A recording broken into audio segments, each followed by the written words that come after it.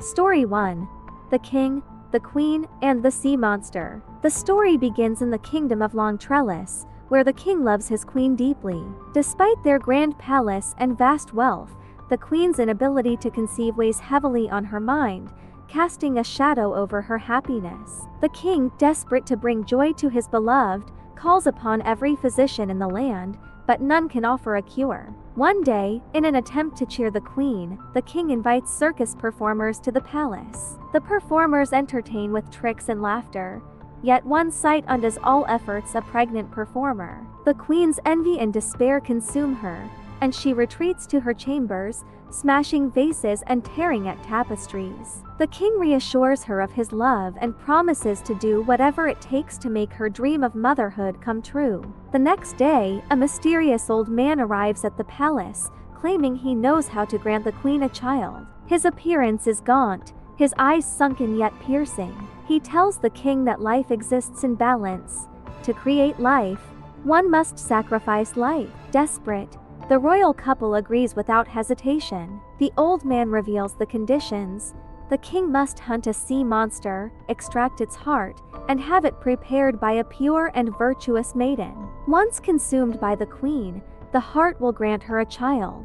The king sets off on his perilous journey and finally tracks the monstrous creature, an immense, pale, serpentine beast. The battle is fierce, and though the king triumphs, he sustains fatal wounds. As his life ebbs away, he carves out the beast's heart and instructs his men to deliver it to the queen. Devastated by her husband's death, the queen personally ensures the heart reaches the palace. A virtuous maid, unaware of her role in the ritual, is instructed to prepare the heart. As she cooks, a strange sensation overtakes her, and she too becomes pregnant. When the meal is ready, the queen consumes it with trembling hands. Miraculously, the old man's promise comes true: she becomes pregnant. Months later, both the queen and the maid give birth on the same day.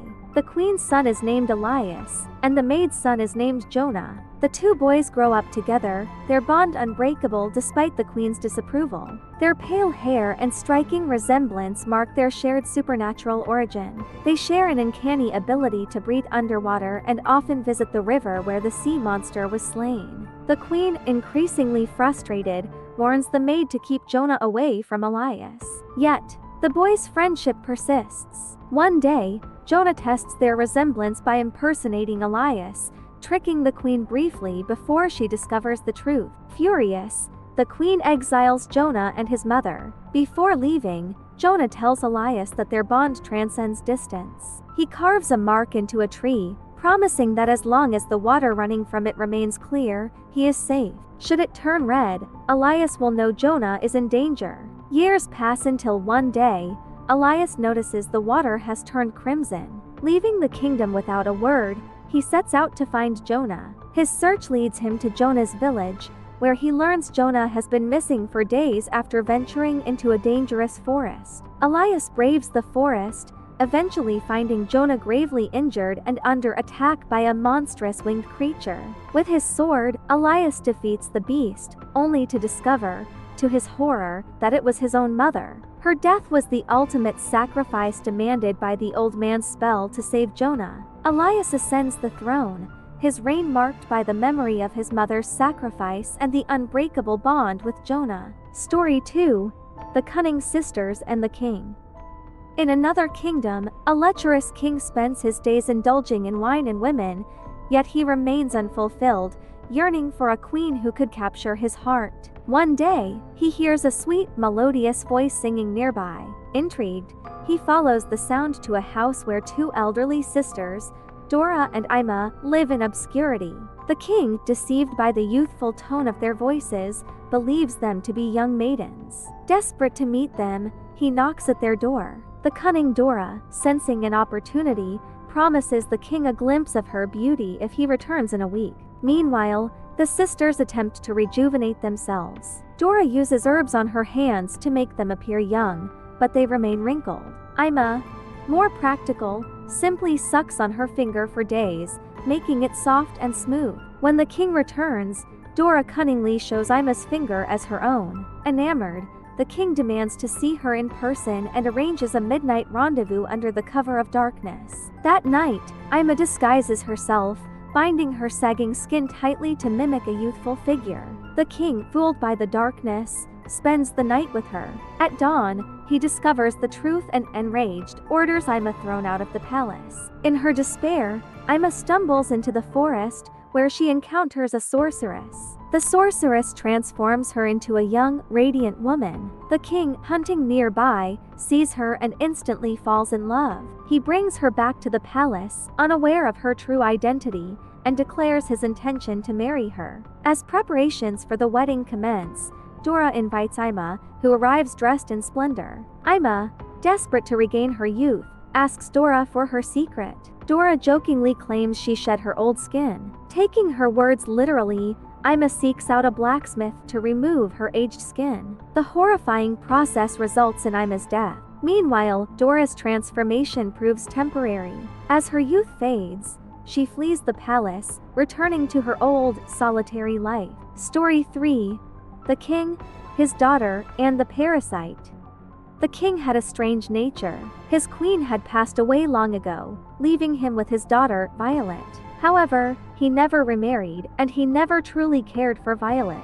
His love for her was shallow, and he showed little concern for her happiness or dreams. One day, the king noticed a small parasite insect on his hand. The insect was sucking his blood, but instead of brushing it away, the king became fascinated by it. He kept the insect in a glass box and allowed it to suck his blood every day. Over time, the parasite grew larger, and the king became more attached to it. While he devoted his attention to the parasite, Violet, who had grown into a young woman, dreamed of meeting a prince who would marry her. But her father ignored her desires, showing more care for the parasite than for his own daughter. Eventually, the parasite became ill and died. Heartbroken, the king removed the insect's skin and came up with an idea. He announced to Violet that it was time to find her a husband. Violet, though she wanted to choose her own partner, reluctantly agreed to her father's decision. She hoped that maybe this competition could lead to happiness. The king made an announcement across the kingdom, inviting everyone to a contest. He displayed the skin of the parasite in his palace and declared that whoever could correctly identify the creature the skin belonged to would win Violet's hand in marriage. Many people came and tried their luck, but no one could give the correct answer. Then, a strange and frightening man appeared at the palace. His appearance was terrifying, almost like a wild animal, and many were afraid of him. The king, however, allowed him to participate. The man carefully smelled the skin and correctly identified the creature. The king declared him the winner. Violet was horrified by the outcome. She ran to the top of the palace, ready to end her life. But the king stopped her and explained that he could not break his promise. He told her this was her fate, and she had to accept it. Violet pleaded with her father, questioning what kind of father would give his daughter to such an ugly man. She reminded him that she was royalty, but the king dismissed her concerns and married her off to the strange man. The man took Violet far away into the mountains, where she cried for days, mourning her fate. One day, while he was out hunting, Violet noticed another woman on a nearby mountain. Desperate for help, she called out to the woman, who revealed that she, too, was a queen trapped by a monster. The two women were too far apart to help each other directly, but the other queen sent her son to assist Violet. Using a rope, they tried to rescue her. Just as they were about to succeed, the strange man returned and used the rope to climb toward them. A fierce battle broke out. The man attacked the queen's son and others who tried to help Violet, killing everyone except her. The man then turned his gaze to Violet. Though she was terrified, she hugged him to calm his anger. For a moment, his rage subsided. However, when the man let his guard down and lifted Violet onto his shoulders, she seized the chance and cleverly cut his neck, killing him. With the man defeated, Violet made her way back to her kingdom. She found her father gravely ill, a consequence of his obsession with the parasite. Violet confronted him, placing the parasite's bloodied remains before him. The king, filled with regret for his decisions, succumbed to his illness and passed away. Violet, now braver and wiser from her experiences, took the throne. She became a strong and just queen, leading her kingdom with courage and compassion. And so, the story came to an end. Hey there! You've just unlocked the good vibe zone. If you're loving what you see, don't hold back, smash that subscribe button and join the family. Hit like to show some love and share this video with your crew so they don't miss out on the fun. Let's keep this energy alive.